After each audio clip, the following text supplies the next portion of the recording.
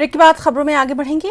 बासमती फसल के अच्छे उत्पादन को बढ़ाने के लिए लोगों को जागरूक करने के उद्देश्य से हीरानगर के सीमावर्ती ब्लॉक मरहिन में कृषि विभाग कठुआ द्वारा एक खास कार्यक्रम का आयोजन किया गया। इसमें किसान साहित्य कृषि विभाग के निदेशक जम्मू के शर्मा ने भी भाग लिया। इस दौरान उन्होंने कहा कि बासमती उगाने के लिए जागरूक किया गया है।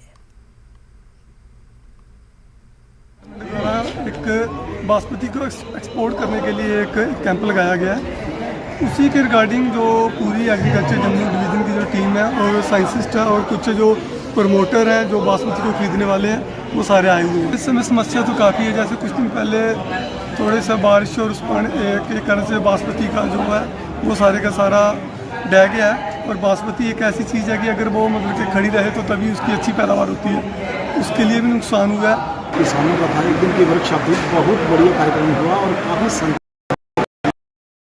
बड़े विस्तार से सुना भी।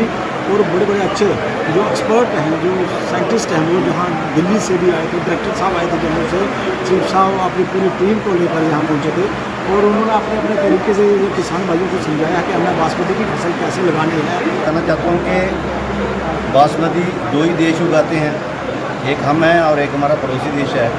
दो ही देश बासमती उगाते हैं और बाकी पूरा विश्व जो है ये बासमती खाता है। तो हम कोशिश ये कर रहे हैं कि जितने भी किसान हैं उनको पूरा सिखाया जाए कि बासमती अच्छी से अच्छी क्वालिटी की कैसे उगाई जाए।